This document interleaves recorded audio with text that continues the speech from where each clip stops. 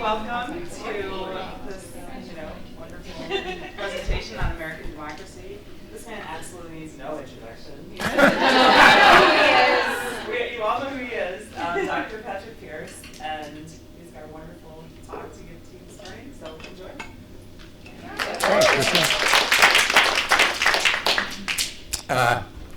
It's great to see you after doing like Zoom talks for the last couple of years. This is way better. I'm going to be crediting all sorts of folks that I've stolen from in the course of the presentation today. So I'm going to start out, I'm going to go ahead and do this. How many of you at various times tuned in to the Zoom classes that I was doing with alumni? Yeah, yeah, you can raise your hand, Carrie. That's okay. That was a boatload of fun. It was the suggestion of Michelle Fitzgerald Abiyagi. She set the whole thing up. She deserves tons and tons of credit for sort of dealing with the logistics and getting it all going.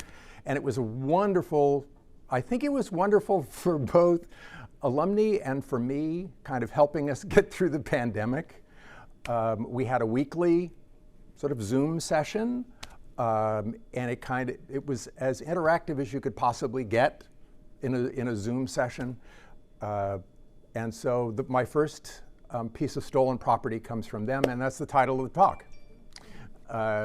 We were kind of coming to the end of one of these sessions, and I feel guilty now. Maybe some of you remember who was it that said, "Well, Pat, has the American experiment failed?" It had to be Anne. For Anne Rucker O'Connor. And so I thought, that's a great topic.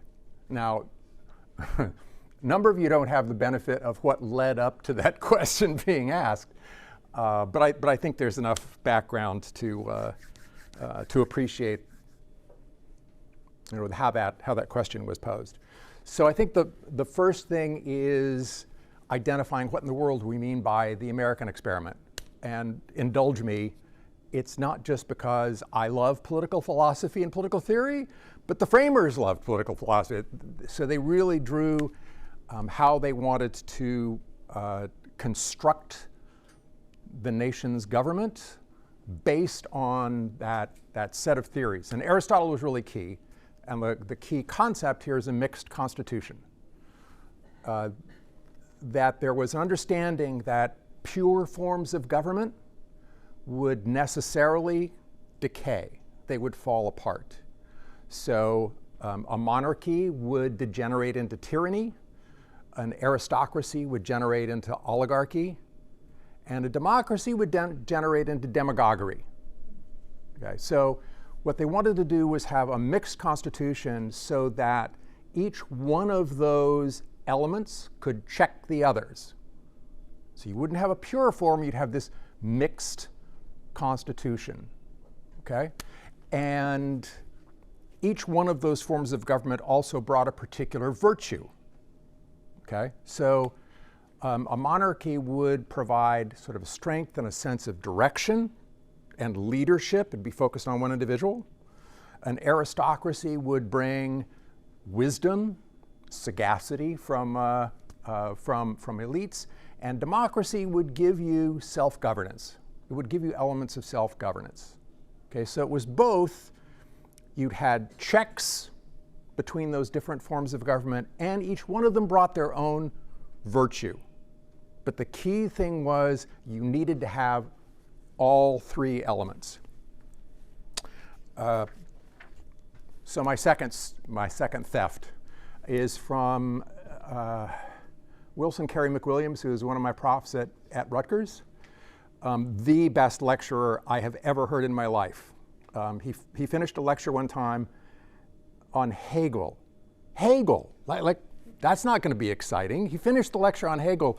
The entire class, and he's shy. So he got up, he asked any questions, and he shot out the side door. No one moved for like 4 minutes. They were just stunned. He developed this notion of the informal constitution, or the organic constitution. Okay, so the formal constitution, or the mechanistic constitution, that's what you can, get the document and you can read it. The informal or organic constitution involved sort of norms, beliefs, values held by two key groups, ordinary citizens and elites. That you could have this mechanistic system set out in the Constitution, but it wouldn't necessarily work unless ordinary citizens held certain norms, beliefs, values, and elites had to hold certain norms, beliefs, and values.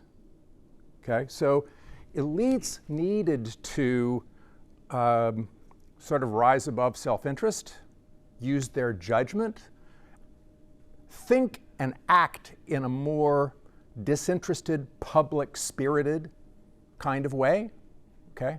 And ordinary citizens needed to have some level of trust in the outputs of the government, okay? Trust in the folks who were there, trust in the outputs that they produced. So that you had to have those underpinnings for the structure to work properly, okay?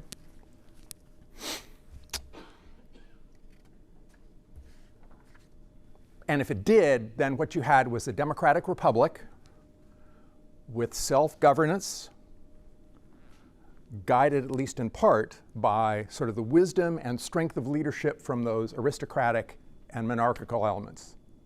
Cool? Okay.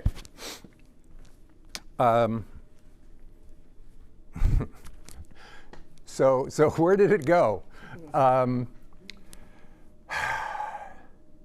Increasingly over time, and any history majors out here? Wow, the sole representative here. The double history and The progressive movement was a key point in time where you really started seeing a weakening of the aristocratic elements. You have earlier points in time as well, but the progressive movement is really, really key in terms of weakening those aristocratic elements. Think about the transition of the nation from indirect election of senators, where state legislatures would select our US senators, to then moving to direct. So you've moved from an aristocratic element and made it more democratic. And it's not as though it was on a whim. It was because the aristocratic elements became corrupt. Okay? And that's in a number of places where where you can think about the aristocratic elements getting weakened and replaced by democratic elements. It's because the aristocratic elements were corrupt. That is, they did not demonstrate the norms, beliefs, and values the framers thought they were going to have. Okay? So then you had ordinary citizens appalled by that corruption, supported by sympathetic elites who just wanted to have power as opposed to the ones who were in power, and you get those changes. But one of those changes that democratized the system actually happened in elements of the informal constitution. And this should be abundantly clear to everybody in this room. And it has to do with how we nominate candidates. Okay? A bunch of you got subjected to my simulation of the old way of nominating candidates. Okay? And it was an old-style nomination campaign. And we ran simulations where students in the class would take different roles. And the only key roles that mattered were elite roles: candidates and state party leaders. Okay? And it was like freewheeling, dealing kinds of sessions. I know the thing that paralyzed students when you were undergraduates, you all wanted guidance and like make sure I don't do this thing wrong, right? And so, being a horrible human being, I really undercut that by the first line being rules, basically there are none. Okay, you were just sort of cast adrift. Well, but that meant that there were sort of corrupt deals. Just because it's a cute little story and appalled my colleagues, not in the political science department, but in other departments. Back before computers, remember that? With each ballot in this nominating convention, if you were a party leader or a party boss, you would fill out on a piece of paper, so many of my delegates are going to vote for this candidate, so many for this candidate, I'm abstaining with this number of delegates. And they'd come by and I had a little plastic box outside my office and they'd drop it in there. One time, the simulation was going really, really well, which meant it was like never ending. It was going ballot after ballot after ballot, really intense bargaining and negotiation. I come back to my office after class, I go out and I get the ballots out of there and I'm putting them on a spreadsheet and totaling it up, and we have a nominee. One of my students comes in and goes, did we get a nomination? And I said, yeah. She said, well, I kind of knew. I said, really? How did you know that? I said, well, I came by here earlier and I saw there was a ballot in there and I pulled it out and I changed the votes.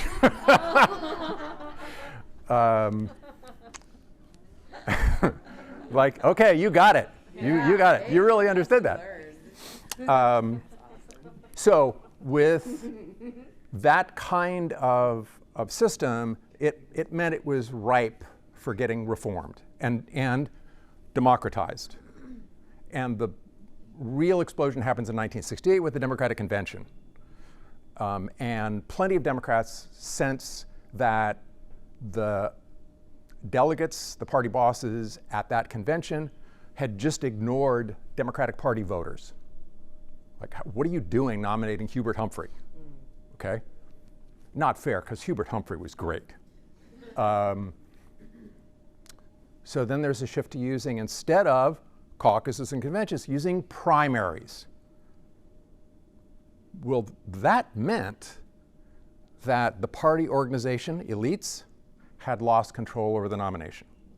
Instead, it was primary voters. Okay?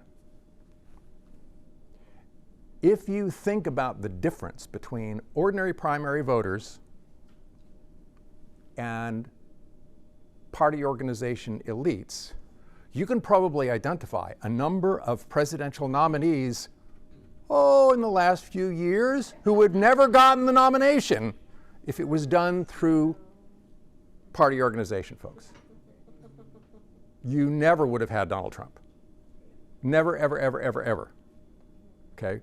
Folks in the party organization, I think he was the last on their list. I don't think there was anybody that Republicans in the organization hated more than Donald Trump. Okay? But that's not who was making the decision. So regardless of what political party you belong to, the next time somebody goes, why couldn't your party nominate a better candidate? You just slap them around and go, no, there's no party doing that. It's ordinary primary voters. Making this more problematic, turnout in primaries is like 20%. So it doesn't even take that much. But you've democratized the process. Okay? All right.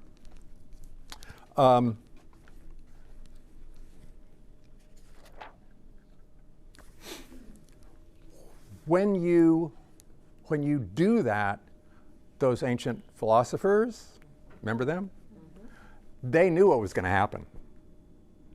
You've weakened the aristocratic element. You've strengthened the democratic element. So the problem with the degeneration of democracy is? Yeah, there you go. Demagoguery. Well, that's what happened. And the first place that you could see it was precisely in that nomination process. So you would get real wingnuts receiving the nomination because they didn't have to get that many supporters to get the nomination. Okay? And you would get characters. How many are from Indiana? Okay. And those able to think historically enough to know who Richard Lugar was? Okay. Richard Lugar was a giant in the US Senate. A giant and incredibly influential and important, particularly when it comes to foreign policy.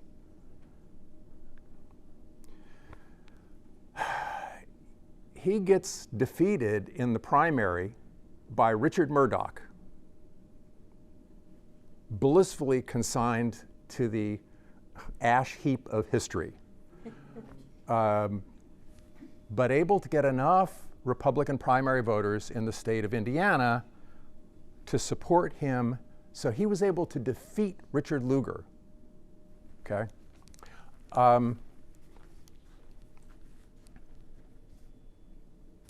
He gets the nomination and then declares that rape pregnancies are, quote, a gift from God.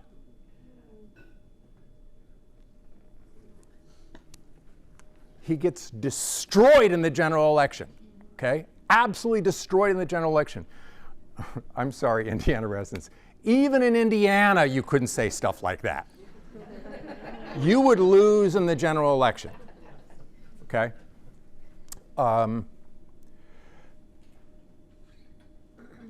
And so it didn't seem to be quite so bad.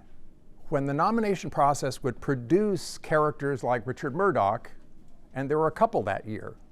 There was Todd Akin in Missouri, for those of you who are, okay. Well, and they both got defeated in the general election. So you didn't immediately see how horrible that could be. But as redistricting got better and better, in a bad way, okay? You got safer and safer, more extreme and more extreme districts, where not only could you win the nomination if you were extreme in that district, you could win the general election too. All you needed was this supply of wingnut candidates, and you could start having an impact. And that's the Tea Party. That's where that process really accelerates. You get a whole lot of Tea Party candidates, and remember, because redistricting only matters for the House, state boundaries stayed the same. You first saw the Tea Party wackos come into the House, and that's the core of the House Freedom Caucus. And these are folks who do not believe in those norms and values that the framers had in mind, that Kerry had in mind when he was talking about this. They were simply guided by a very simplistic ideology of libertarianism, and they wouldn't negotiate with anybody, not even members of their own party. They managed to, another artifact from history, Paul Ryan. Yeah, that's who I was thinking of. Paul, I want you to remember Paul Ryan. Yeah, he's gone.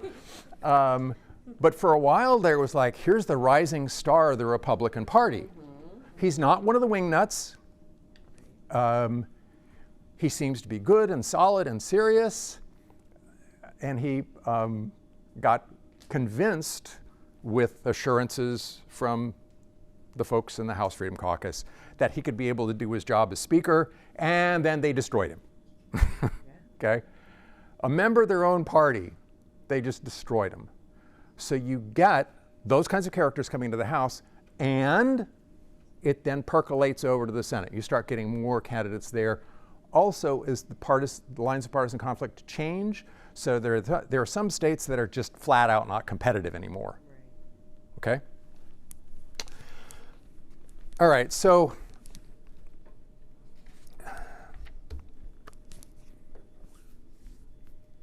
as you ended up with folks in both the House and the Senate who didn't behave in the ways, they didn't think and they didn't behave in the ways that the framers had in mind.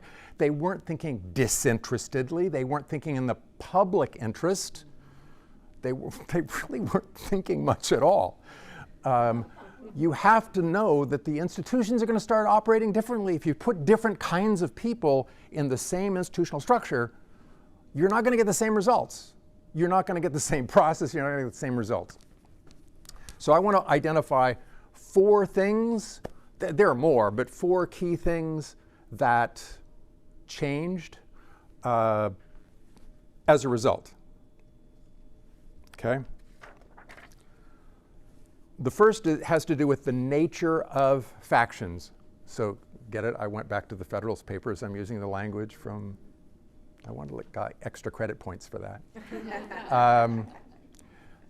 When the framers were thinking about factions, they were thinking about factions in terms of, largely in terms of economic conflict. So haves and have-nots. That's where the conflict is going to be. But that it would be manageable, one, given the qualities of those elites who would be public-spirited and would want to do what was best for the whole, and also the notion that that kind of conflict wouldn't be quite as intense. Well, the nature of factions, that they were actually kind of wrong for a lot of our history. The nature of factions are frequently along cultural and social lines. Things that are more emotional, okay? If it's emotional, then that makes it more difficult for the system to work in the way that they intended, okay? So instead of factions being organized by economic conflict, instead it's by social, cultural conflict. The second thing is, as a consequence of that, that conflict became much more intense. Much more intense. You can make bargains on numbers of dollars. They're just numbers. You could take the average between, the haves want this, the have-nots say, no, we'll just take the average. We can find some spot in the middle.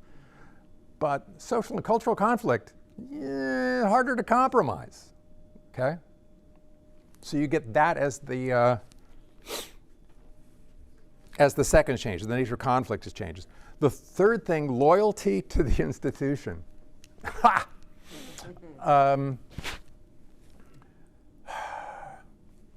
I'll go for another extra credit point on the Federalist Papers. Ambition must be made to counteract ambition. Well, what that means is that folks who were in the Senate really valued being in the Senate and valued the Senate as an institution. Same thing in the House. Same thing in the presidency, okay?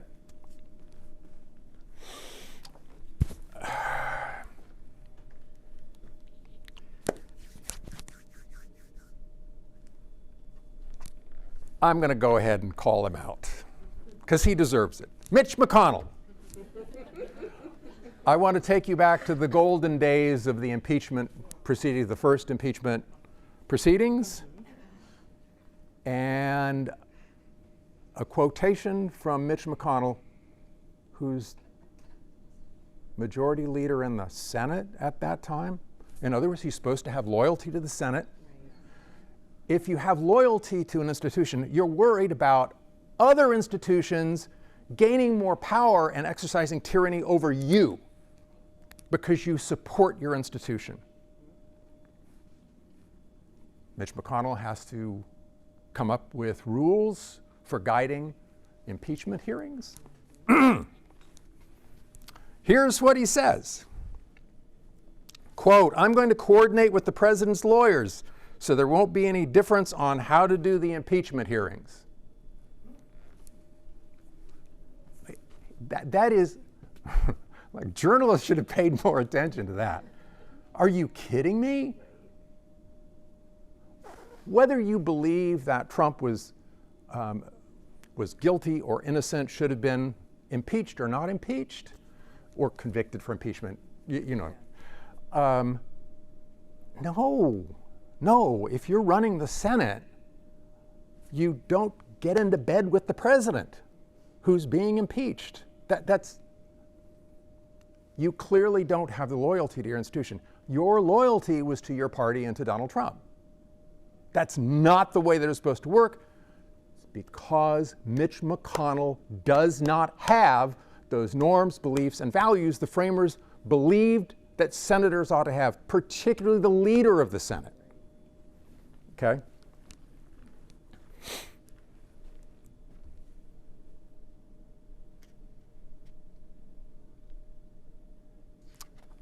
The fourth thing has to do with the independence of the judicial branch. Okay? And the villain here is the Federalist Society. How many of you don't know about the Federalist Society? Yeah. By the way, there's a St. Mary's College alumni who's the vice president of the Federalist Society. Yeah. Yeah. Yeah. She hates me.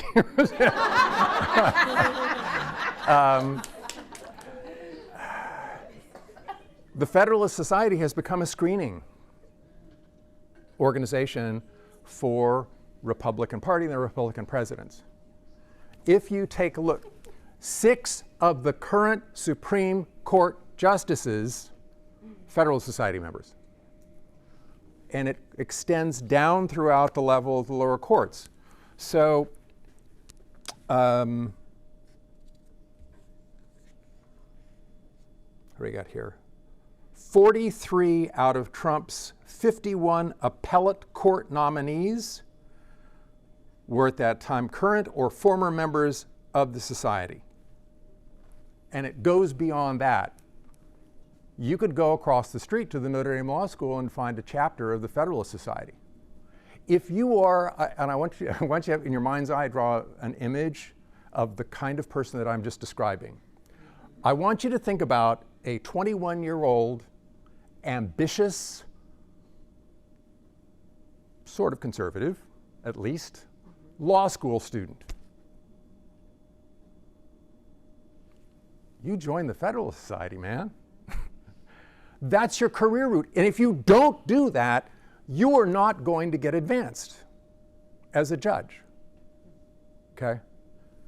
There's no comparable organization for Democrats. There's no screening organization that says this judicial nominee, potential nominee, is liberal enough to receive a nomination from a Democratic president. And you got an obvious illustration of that even earlier in Bush v. Gore.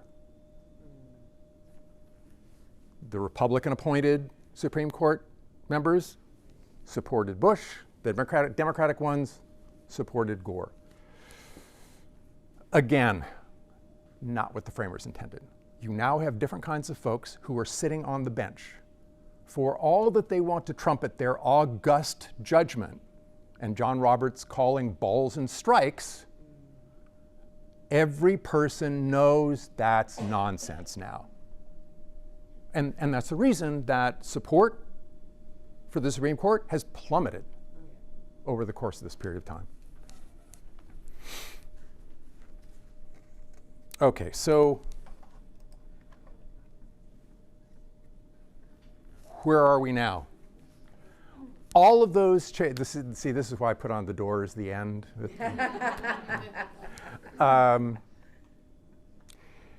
It means that you have created a situation where there's actually support for autocratic behavior. Right. And it's reached stunning proportions. Really stunning proportions. I'm not going to pull some of the data up here, but and also every time young folks are always ticked off about, oh, there's old codgers in the Congress. We just get rid of the old codgers. You know where support for autocratic behavior is highest? Young people. Yeah. It's young people. There's a linear relationship between age and support for autocratic behavior. It's a negative relationship. Yeah, right. Okay.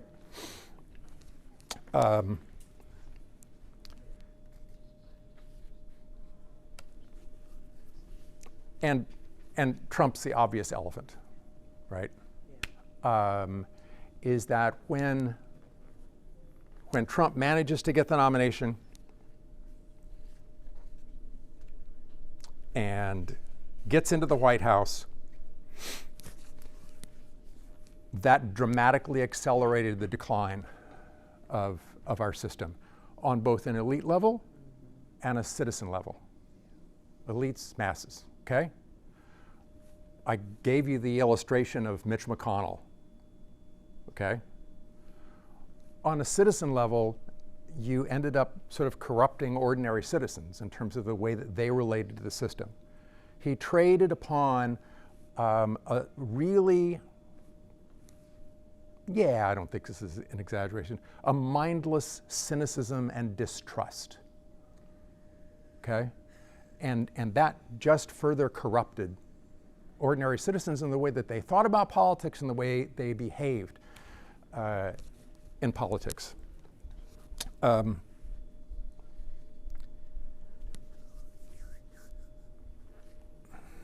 He gets the nomination and he wins the general election. So he's now demonstrated that in America, you can be a demagogue and win. That's devastating.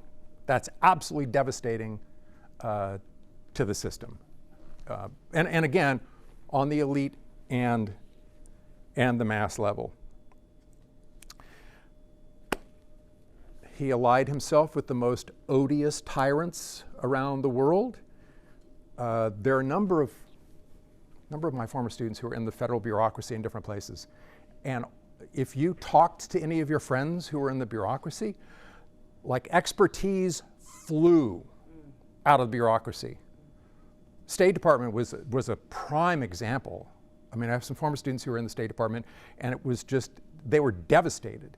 And then the nominees within the bureaucracy to those senior level positions totally lacked background and expertise to hold the position. So you're just devastating all of these aspects of American political life.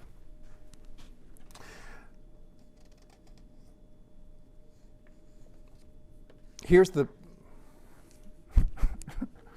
I'm going to, it was a line that students always used to tell me that they came to my class because they, whenever they came to my class, they knew that was where dreams go to die. They have all kinds of, well, politics could turn into this. But no. So it's worse than all that, because even if, let's say you take Trump and you completely remove him from the system, but you've changed the nature of elites in America, you're still going to have copycats. That's what, if any of you have been involved in a political campaign, particularly in kind of planning what strategy looks like for the candidate and the things they want to say, they copy successes. They're in tactical terms, candidates are conservative. They're less likely to try something brand new unless they don't have a shot at all. Then what's the risk? You might as well try something new. But candidates who are in a good position, they're going to copy. So you can probably think of your own Trump copycats who are out there. But Josh Hawley's one of my favorites. Ted Cruz is a good one. So even if you take Trump out of it, it's not, no. Those, as long as it seems to be a strategy that works to engage in that kind of demagoguery, you're going to get candidates who do that. And you have thus really corrupted the Republican Party. I think one of the things that I want folks to come away with is we can't, you don't want to wish for the destruction of the Republican Party. The only way we get through this is if the Republican Party is a good, strong party. Okay? But it has to change. And there's no sort of, well, on the other hand, the Democrat, no. It would bore your socks off, but I can pull up the data. This is happening on the Republican side, not much on the Democratic side. Here's my caution. if that continues, that is that sort of movement by the Republicans, and you have candidates like Josh Hawley and Ted Cruz doing that, you're gonna get a response from the Democratic left. You can see some of the seeds of it now, right? That's dangerous too. Instead of the Republican Party going down this road and the Democratic Party, like, you really need to have the Republican Party fix itself, and that's going to stem the development of like really, really crazy stuff happening on the Democratic left. Okay. All right. I can't believe you didn't interrupt me. I'm really disappointed in you. Maybe I just like stunned you into like, oh my God, when do I open a vein?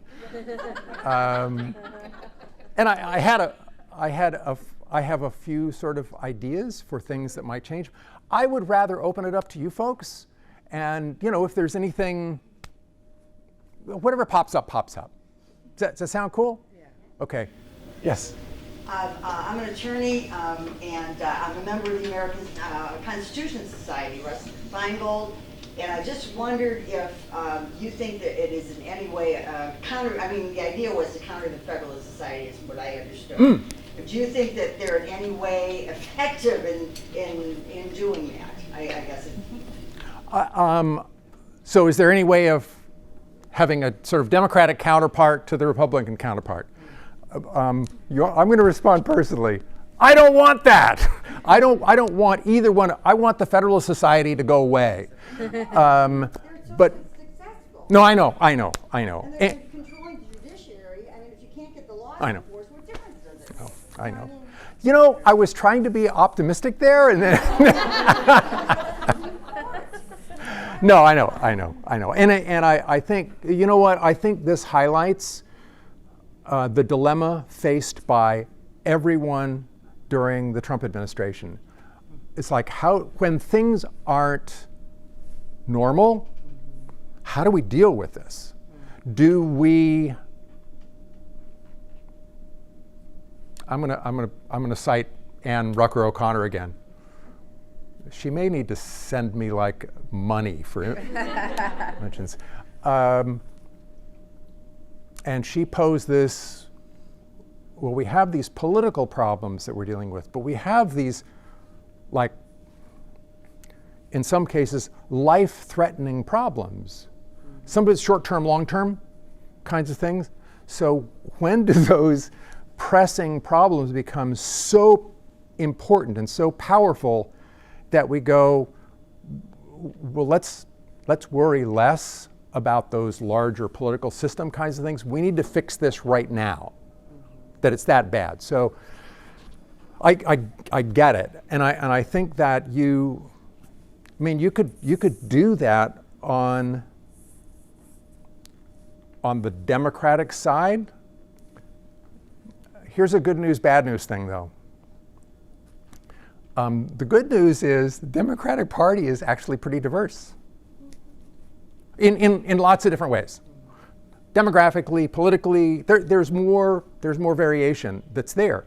It makes it more difficult then, here's the bad news, it makes it more difficult to form the kind of organization that you're talking about. Okay, next thing then is, that didn't bother the Federalist Society. The Federalist Society was operating before the Republican Party looks the way that it does now. So you really could just sort of identify this is what we stand for, and then move forward on that. So I don't know. But They wouldn't vote on Merrick Garland. I mean, I know, the no. system is not. I know. The sins are endless. I work at the American Bar Association. Yeah. What I would say is that the attorneys I deal with, the active members and leaders, want what probably cannot happen, that the Federalist Society in a perfect world would go away, and the ADA could assume its role as a nonpartisan that are of Yeah. judicial candidates. But what has happened then is that much as we want to be nonpartisan, with the Protestants of the Federalist Society, our members, who remain, other than our value, they value institutions, they value the ABA, but we have probably been more political than we would have liked because of the system. So I think the ABA would probably support the Constitution Society because it would allow us to be nonpartisan again and to assume that role, because it's rough when you never know everything's politicized, so you can't even issue kind of a milquetoast statement in support of Legal Services Corporation now, which used to be like the most banal kind of bar association stance, without it appearing to be that you're a tool of the left. Yeah. No, that's I mean, the ABA has been politicized, and there's nothing they can do about it. And it really harms an incredibly important resource for anyone looking at nominees to the court. Yeah. So, yes. Is there any hope of getting rid of the gerrymandering by having a nonpartisan commission in every state that does what commuters can do well and has representative districts by geographic continuity? Yeah. I have a colleague, Ranjan Rohatgi, who's relatively new. He's in the math department, and he has been very, very active in that regard. He and I actually taught a mathematics of voting class, and a major part of it had to do with gerrymandering and redistricting. There's a growing number of states that are putting that in place. There are some surprises like Arizona, but for the most part, that's been a partisan divide as well. It's largely been Democratic states that have done that and not Republican states. So you somehow have to harness these political partisan forces to put in place a nonpartisan system, which is why you don't have more states doing it. It's a great way to go. If you could have done some legislation on the federal level to set some guidelines about the way in which states draw those boundaries, that would have been really, really helpful. What was it? Wasn't it H.R. 1, which the America Votes? Court case, they backed it, said it's a political question, and they didn't do that, and they could have. Right. Set, guidelines, extreme, Right. No, and there's been, because of the composition of the Supreme Court, there's really been a pulling back on any of those things, where it could be on the basis of race, it could be on the basis of partisanship, and it's no, we live in an abstract world, and What do you think the Republican Party moving away from demagoguery would look like? Like, who could have that power to bring in front a different type of politician? Yeah, nobody's got that power. I think that it has to come from abject, utter defeat. In other words, you have to discredit the alternative that right now looks like the best option for Republican candidates. That's the only way that it happens. Again, because candidates are essentially conservative in terms of strategy and tactics. They're going to want to do what looks like it's succeeding. So. Well, and kind of playing off that January 6th, which was, terrible, but do you think that coming out of that commission, things are going to maybe come to light here still with regards to Donald Trump and some of those people that might have ties to that? I mean, if there's legal action, Yeah. what's that going to look like, and when would you even think that's going to come to an end? Yeah. Oh, that's sweet that you think that would. Every once in a while, political scientists actually study stuff that matters. It doesn't happen very often, but every once in a while, they'll. So there are folks who ran a study, an experimental study, and you want to think, well, wait a second, if we all agree on the facts, isn't that going to help things? Right. No, no, because then each side interprets and understands the meaning of those facts in a way that's consistent with where they're coming from. And so you're going to continue to see that. I think about afterwards, Mitch McConnell being on the floor, speaking after the attack, Mike Pence, and so it's like, in that moment, I kind of had a little bit, I was, as I was watching it unfold, I was like, whoa. I felt like the rubber band snapping back a little, like, they were holding it together. Yeah. Things are not breaking. We had a terrible thing happen. But yet, these people who I thought very little of are standing up now and saying some things that sound appropriate. But then they kind of sidestep that moment. In the heat of the moment, they were there and willing to be the people they needed to be. But now. And that's why you really needed to strike while the iron was hot. Right. The more time that elapsed, the more time they were going to face pressure from Fox News, on social media, from Trump, and we saw what they did, right? I know. Sorry. Yes. You haven't mentioned probably the arithmetic shows that the majority of the country is moderate left, moderate right, compared with the fringes on both sides of the parties. Comment on the likelihood and the possible success of mounting a third-party alternative to force the change, which history has shown has been very effective in the past. George Wallace's example, Teddy Roosevelt considering running for a separate term independently, Ross Perot in his running, and bleed certain portions of the party down into that third party platform to promote the change you've seen. Right. Historically, that's kind of the way third parties have worked. You're absolutely right. I'm skeptical of their ability right now, and I want you to think about just the last two presidential elections, okay? Hillary Clinton was probably the only Democratic candidate that could lose to Donald Trump. There was just so much baggage there. I think Barack Obama was absolutely right. She was the most qualified candidate to ever run for the presidency, but it didn't really matter. And you saw then Trump engage in that demagoguery, and Lord, the turnout that he generated there. And then, and this will get to your point, then what happens in 2020? We just had about 4 years of Donald Trump. And all of the anger that had been building up was there, the fear about a second term, and then you saw turnout go way up on the Democratic side. I mean, Trump continued to boost turnout. Why is that? There was a sense that the stakes were really, really, really high.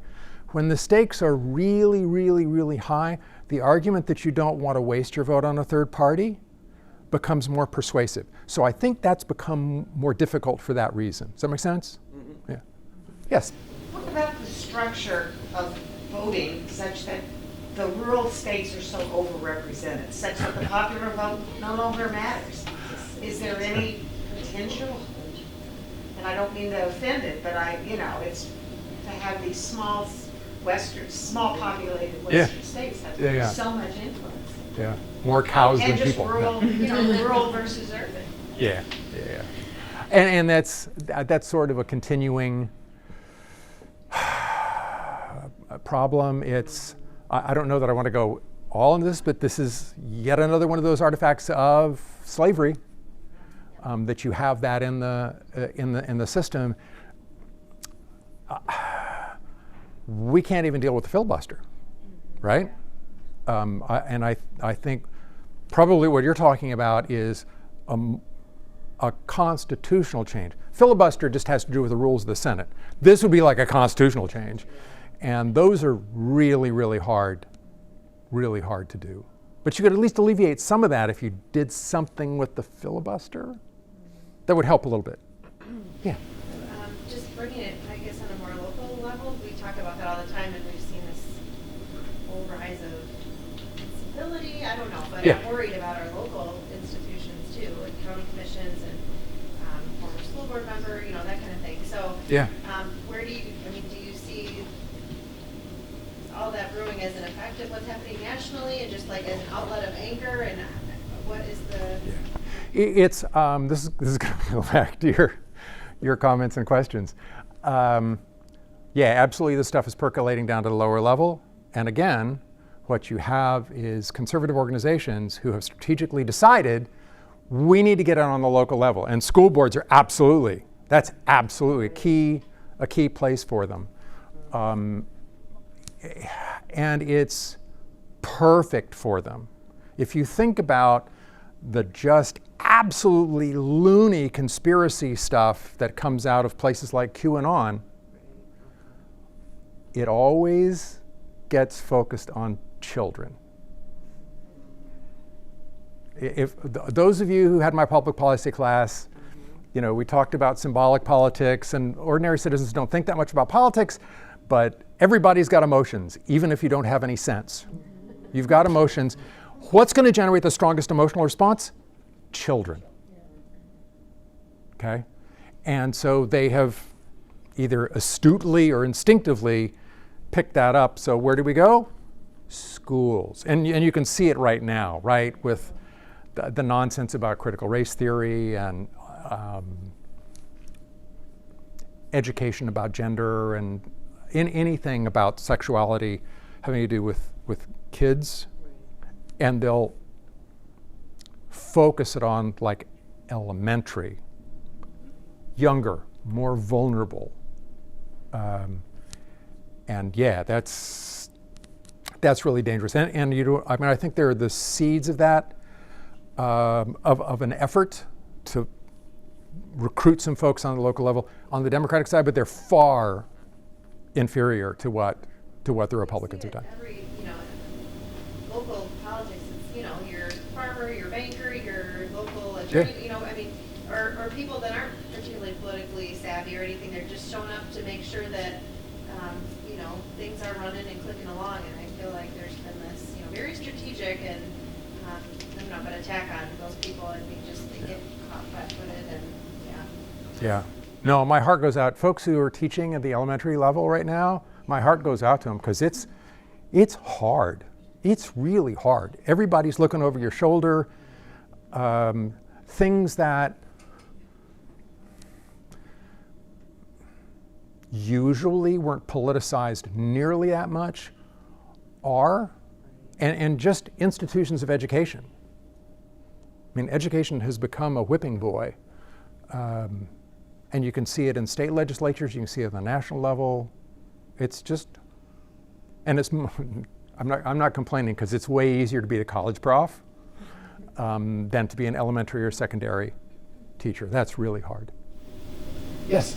I live in Virginia, and since Youngkin is elected governor, he is encouraging a call line to call in when people feel like their children don't feel comfortable with what's being taught in the classroom. So essentially it's reporting on teachers, and it's quite concerning. You know, people are flooding school board meetings, but you know what happened in Leesburg, and they're talking about critical race theory. Well, in Virginia, you have standards of learning.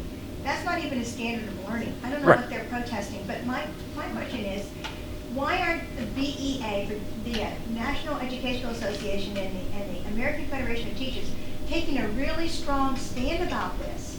They need to fight back, and they're just kind of rolling over and letting this happen in Virginia. And it's, as a former teacher, just a year out, it's very disconcerting.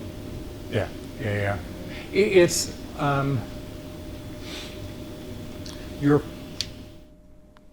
I think they should fight back more, but it's hard to find, remember this is about, that ordinary citizens respond to this stuff on the basis of emotions, right? Well, it's hard to beat the emotion of your children are being threatened and groomed and by all these teachers. how do you come up with a response that has that kind of emotional weight to it? That's powerful stuff, right? If you have a small child and they're in school and somebody starts talking about that, it's easy to see how parents are going to respond in that way. So they face, yes, they should do more, but two, it's harder. And you know, Terry McAuliffe didn't do him any favors by saying what is absolutely true, and it was basically parents should stay the hell out of their children's education. He was the worst, he was probably the only Democrat that would lose to Youngkin. Yeah. So there you go. It was Yeah. the same. I'm going to personally say I have no soft spot for Terry McAuliffe. A lot of people remember him either. But you can know that's true, and we need to trust our teachers, and they're doing a great job, and we need a reward for that. But you don't say parents should stay the hell out of their children's education. It was politically the stupidest thing you could possibly say. But on the flip side, you don't get much more emotional than my child could be shot and killed at school, right? And it's like the fact that what about gun control, and that's pretty emotional. Yeah. And on the more liberal side, and we're probably not going to see anything. No, you're right. You're right. And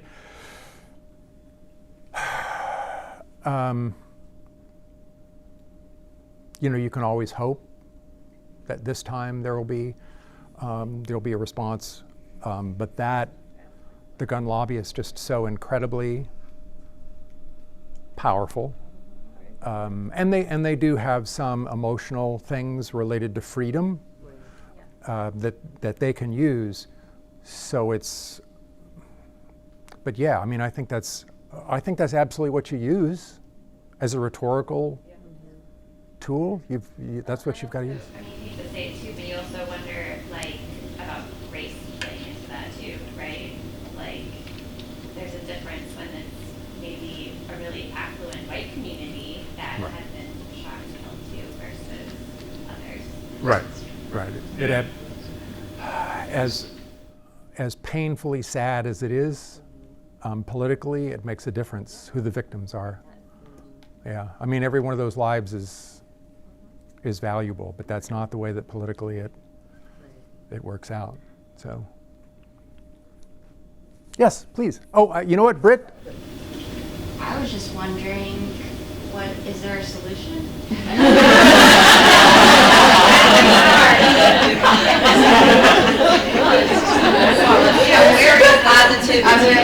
Forward, what does the Republican Party, I don't know if any of them want to do these things, but ideally, what would be the steps forward or the things that would have to be done to move forward?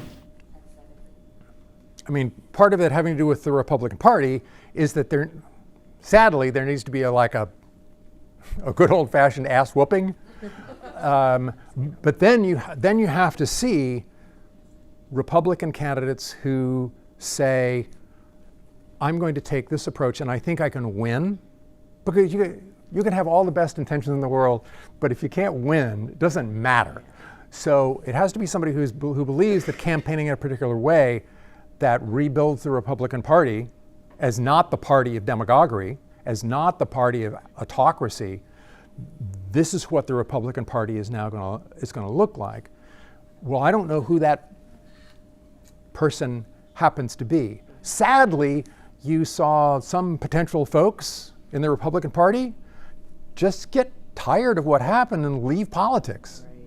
Retire from the Senate, retire from the House. So it's hard to know exactly who might go there. Okay, so. There's a strong group of Republicans that are producing ads anti-Republican. The Lincoln Project. Right. Yeah, but you. Kinzinger, right? The congressman, isn't it Adam Yeah, Kinzinger? yeah. You have these poor souls like Adam Kinzinger. I love him. I do. God bless him. And they redistricted him. He doesn't even have Illinois redistricted. He doesn't even have a seat to run for. Yeah. Which is terrible. Yeah. Well, let me. throw a couple out here.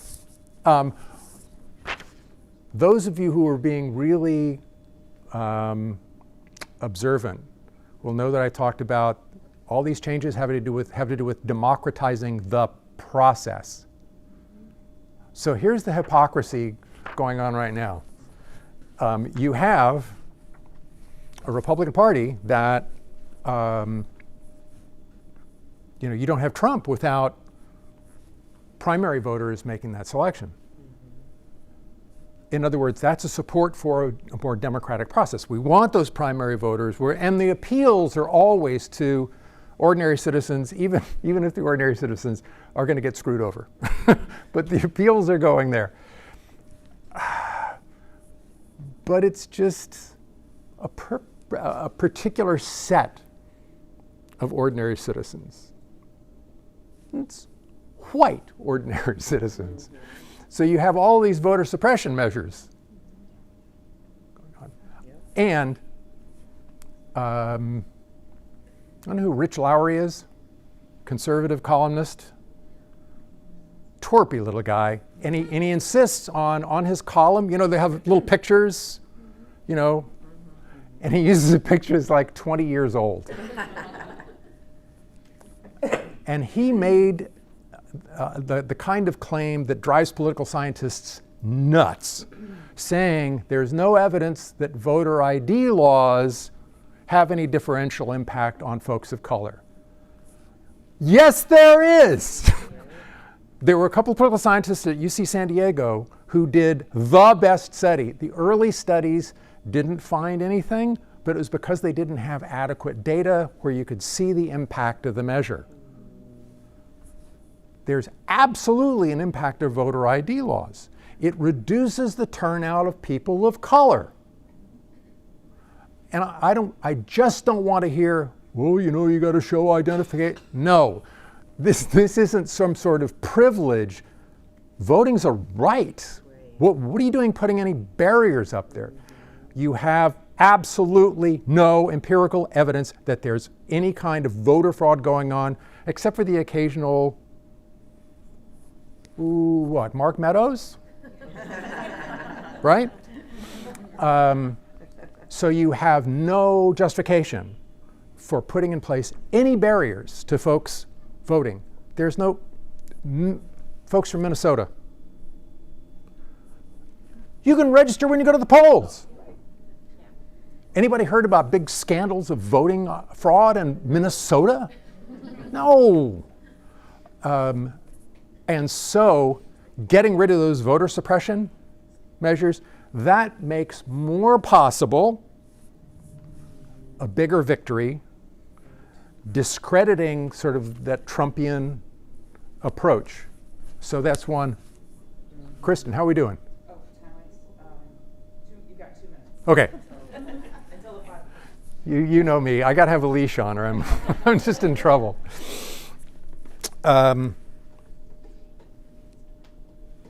Yeah, let me do one quickly. I'll just throw it off and then I'll jump to the second one. One, and this is something that, God, I'm actually trying to give political scientists a good name this morning. Political scientists they're friends of mine within the American Political Science Association who've been working on this for years. And that's improve the quality of our civic education in high schools. I cannot tell you how many times I had to assure little freshman bunnies who were coming into class, it's like, no, political science is actually going to be really exciting and fun and interesting. They go, well, no, I just memorized a whole bunch of stuff in high school. If you can improve that, it's a long haul. But it's certainly one of those things that makes it less likely that citizens respond emotionally to politics, more likely they hold those norms, beliefs, and values the framers had in mind. Okay? Here's the one that I'm going to toss out there, and actually we don't have time to. In Europe, they actually regulate social media. What?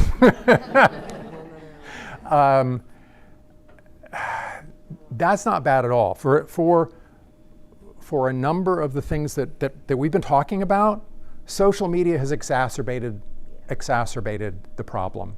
And particularly in a nation the size of the United States, then you're really in trouble. I exhausted my time, didn't I? Okay. I have sort of an announcement to make to finish this up, and I'll try not to like start weeping while I do it. Oh no. No. It's a good thing.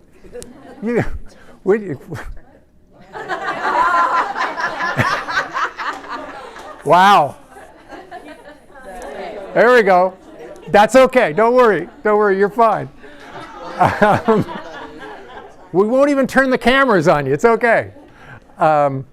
When guys get, I'm going to look for support for you guys. When guys get older, it's like easier for us to get sentimental and weepy. A former student Mary Dempsey,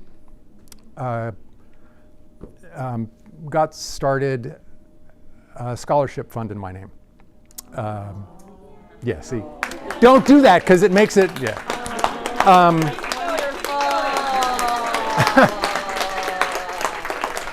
Thanks.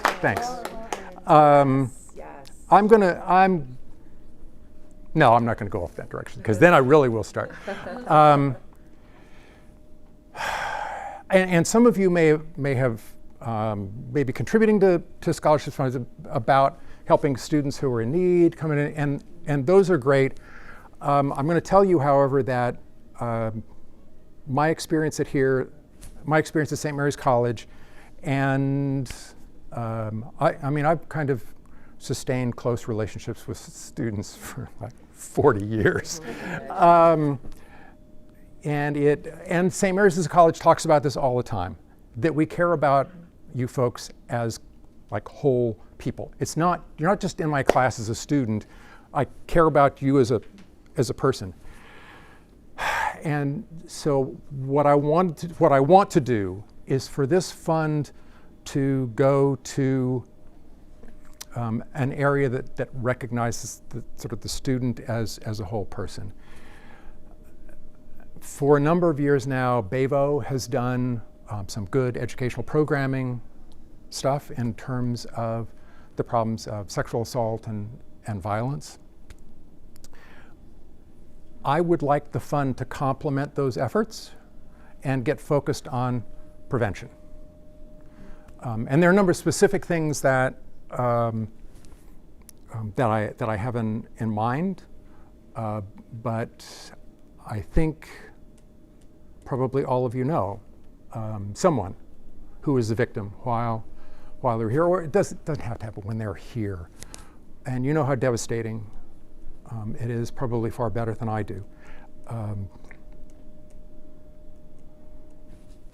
And it is. And you don't want that to happen to any student here at the college. Whether they're here at the college or they're someplace else, you just don't want that to happen. So that's the plan, is to design this fund to provide prevention, sexual assault for students on St. Mary's College campus, to empower them to protect themselves, and that should just like improve every aspect of life on campus.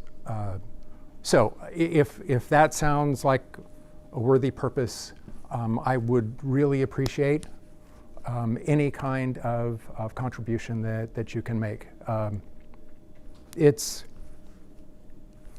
this close. This is sort of indirectly my way of like giving back, because you guys have meant so much to me. And one more thing. It's actually two of my former students, Anna Nolan and Michelle Griffin, who sort of made the first proposal on this, and that was like 7-8 years ago, something like that, and I want them recognized. They played a real leadership role on campus, and depending upon what your experience is like, there are plenty of times when they're friends of yours or you who have done things that exhibit real leadership on campus. Like, nobody knows that Anna and Michelle did this really, really great work, and I want them recognized. So we're going to find some way to get them highlighted as well. Okay? Yeah, Britt. Well, the little devil Dempsey snuck this on. It's actually on the. So all you have to do is go to the St. Mary's How to Give website, and when you want to give to this, there's a box that says Other, and you put in the Dr. Patrick Pierce Endowed Fund. Okay. So that's the easiest way to do it. All right. Gosh, I love this. Thank you.